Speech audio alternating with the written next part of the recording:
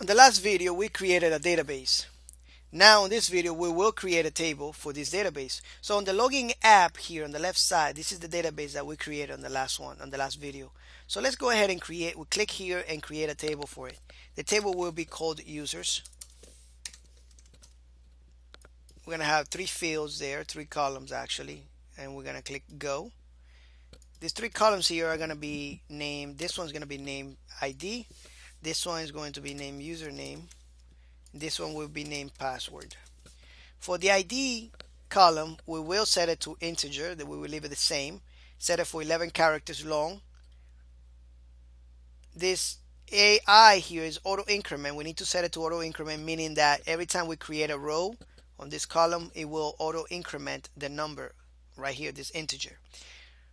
Whatever integer that is, it should be ID number 1, the first row, and index primary. All right, because it is the primary index, where we can look up things a lot faster.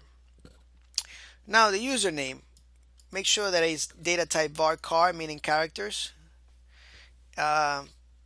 variables, characters, meaning text. All right, so 32 characters. Password, we make it a varchar 32. Now all these data types have its definition, their definition in the website. So you can go and visit PHPmyadmin or PHP.net. We give you some information about these data types here if you want to find out more. So now we are done here. Actually, there is nothing else we got to do, and let's just click save. All right, so now that we have the table right here, we can insert some data into it. So we click on it. As a matter of fact, we click here, insert.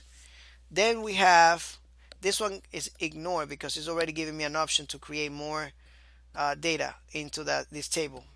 Right now I'm just gonna leave it ignore, just leave it checked, don't worry about it, and let's create some data into this. All right, so I'm not gonna put anything for ID because it does it automatically for me.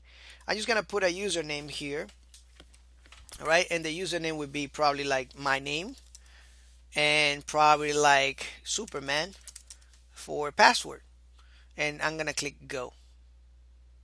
All right, now we can go back and browse this. We can check here, and we can see that we indeed have some data into it. We have the ID, which we did not set. It did it automatically with that auto increment. And then we have the username right here, which it was my name, and the password Superman. All right, so now we can go back here.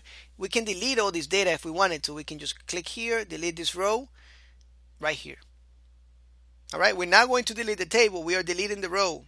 Remember, this says number of rows right here. So we are in the row side. If you want to delete the table or you need to go back to logging app, and then you see the table right here. Check here, select from here and drop it if you wanted to. But I'm not going to do that since we need that table and we need that data in there to do other things. All right. So now we created a table. We created a database first of all. We created a table and we created some data inside that table. Now we are ready to do the next phase, which is communicate with PHP. All right, so in the next lecture, we will discuss more about this. Thank you.